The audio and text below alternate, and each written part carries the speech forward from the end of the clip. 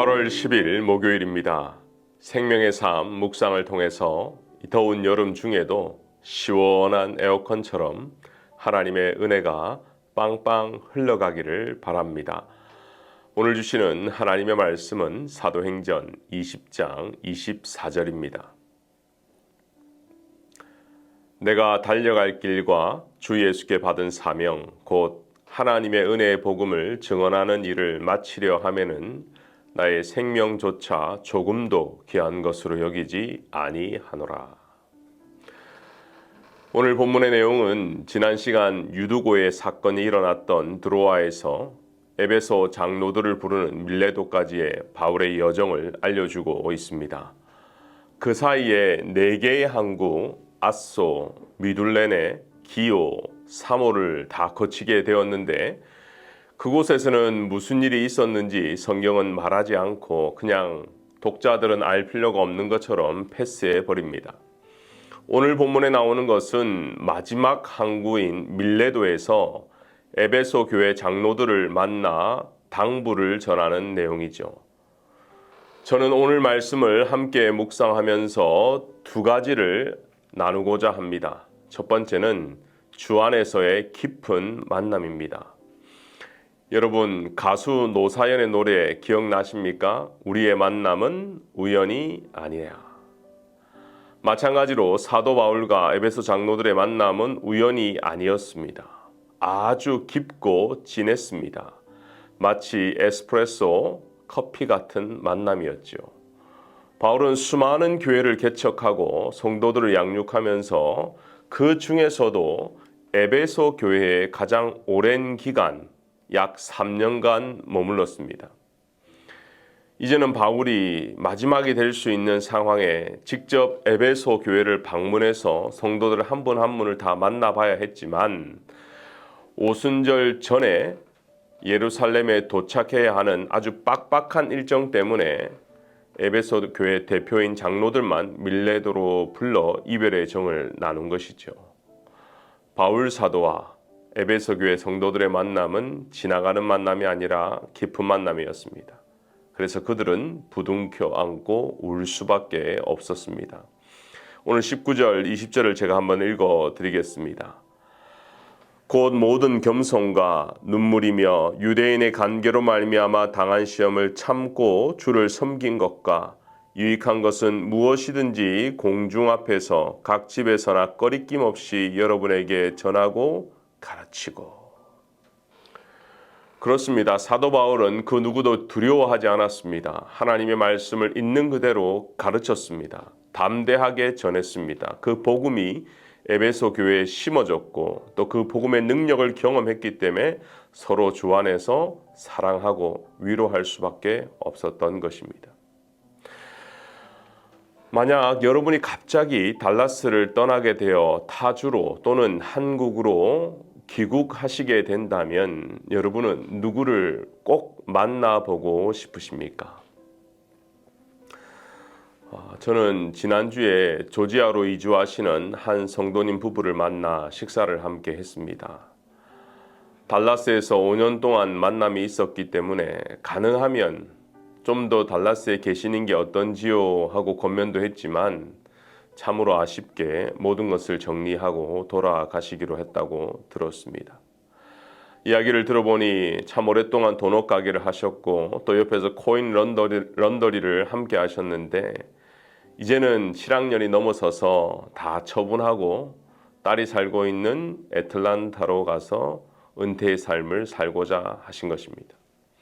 그 이야기를 들으면서 참 아쉬웠습니다. 좀 더 좋은 분들과 오랫동안 함께하면 좋을 텐데 여러 가지 사정 때문에 어쩔 수 없는 그런 환경을 맞아들이는 것 둘 다 아쉬운 마음이 있었던 것이죠. 여러분의 관계 가운데 여러분의 만남 가운데 나는 이분을 꼭 만나서 감사의 마음을 전하고 또는 작별의 인사를 나눠야 할 분이 생각이 난다면 여러분 끌지 마시고 오늘 이 말씀을 듣고 오늘 꼭 연락해 보신 것은 어떠실까요? 그리고 감사의 마음을 먼저 전해보는 것이 필요할 것입니다. 하나님은 에베소 교회 성도들과 바울의 만남을 허락하신 것입니다. 그리고 우리의 관계 가운데도 그 만남을 허락하신 것입니다. 그 관계 가운데 하나님의 은혜와 축복 또 우리의 사랑이 넘쳐나기를 바랍니다. 두 번째 나누고 싶은 내용은 바울의 사명입니다. 지금 사도 바울은 예루살렘으로 가는데요. 사실은 죽으러 가는 것입니다. 바울도 알고 함께 만난 성도들도 모두 알고 있어요. 그리고 앞으로 당할 그 환난을 성령께서 미리 알려주셨기 때문에 예루살렘의 분위기를 모두가 알고 있다라는 거예요. 그런데 바울은 피하지 않습니다. 나의 생명조차 아끼지 않겠다는 그 고백, 어떻게 그런 고백을 할 수 있을까요? 다른 게 아닙니다. 그는 사명자였기 때문입니다. 주께 받은 사명, 하나님의 은혜와 복음의 일을 그를 더 담대하게 만들었고 하나님의 종으로 그 사명을 감당하게 하신 것이죠. 여러분은 어떤 사명을 가지고 있습니까? 그 사명 가운데 담대함이 있습니까? 달려감이 있느냐 이 말입니다. 다메섹으로 가는 길에 사울아 사울아 어찌하여 나를 핍박하느냐, 그 음성으로 시작된 하나님의 인도하심, 그리고 그때 받은 그 사명, 이방인을 위한 복음의 사도, 그 사명을 지금까지 붙들고 있는 것입니다. 바울은 예루살렘으로 가는 목적은 딱 하나입니다. 결국 예루살렘을 통해서 로마로 가기 위함이죠. 왜요? 복음을 전하기 위함입니다. 예부터 유대인들은 하나님께 선택받았다는 선민 사상이 아주 강했죠. 반면에 예수님을 만난 저와 여러분 그리스도인은 사명의식이 아주 강합니다. 우리가 살아가는 것, 우리가 지금 살고 있는 것 우연이 아니라 하나님이 맡기신 일이 있기에 사명자는 그 사명을 다하도록 죽지 않는다라는 거예요. 그렇기 때문에 사명자는 늘 세 가지를 확인해야 됩니다. 첫 번째, 사명을 찾았는지, 두 번째, 사명을 확신하는지, 마지막 세 번째, 이것이 가장 중요합니다. 내가 그 사명에 순종하고 있는지. 하나님께서는 우리를 구원하신 목적, 사명을 주시고 이 땅 가운데서 하나님의 거룩한 백성으로 또 복음을 전하는 사명자로 살기 위함입니다. 사랑하는 여러분, 바울은 자신의 생명보다 사명을 더 귀하게 생각하고 로마로 달려갑니다. 우리의 인생에도 달려가고픈 그 사명을 발견하시기를 바랍니다. 독수리가 날개치며 올라감 같은 열정을 주님께서 주실 것입니다. 피곤해도 곤비치 않도록 주님께서 붙들어 주실 것입니다. 저와 여러분은 행복한 사명자입니다. 기도하겠습니다. 먼저 새 성전 건축, 새 교회 건축을 위한 기도를 먼저 하겠습니다. 47년 전 빈내리에 믿음의 선배들을 세워주시니 참으로 감사합니다. 만민이 기도하는 집이라 명하셨으니 달라스에 지친 이민자들이 교회에 와서 기도하며 예배할 때에 하나님의 임재와 사랑을 경험하고 위로와 힘을 얻는 교회가 되게 하여 주옵소서.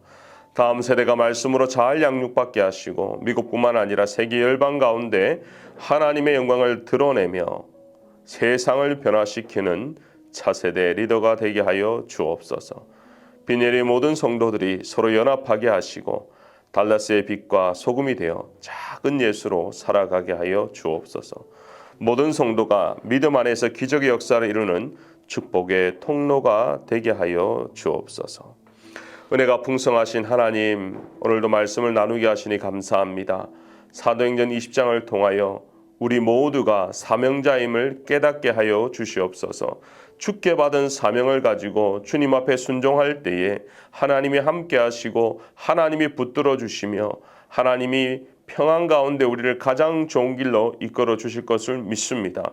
혹 아직까지 내가 왜 살아야 하는지, 무엇 때문에 살아야 하는지 깨닫지 못한 분들이 있다면 말씀을 묵상하는 가운데 주의 음성을 듣게 하시고 하나님을 사랑하는 마음으로 교회를 사랑하고 하나님을 사랑하는 마음으로 성도를 사랑하고 하나님을 사랑하는 마음으로 자신의 인생을 펼쳐나가는 한 분 한 분 다 되게 하여 주시옵소서. 감사드리며 예수님의 이름으로 기도하옵나이다.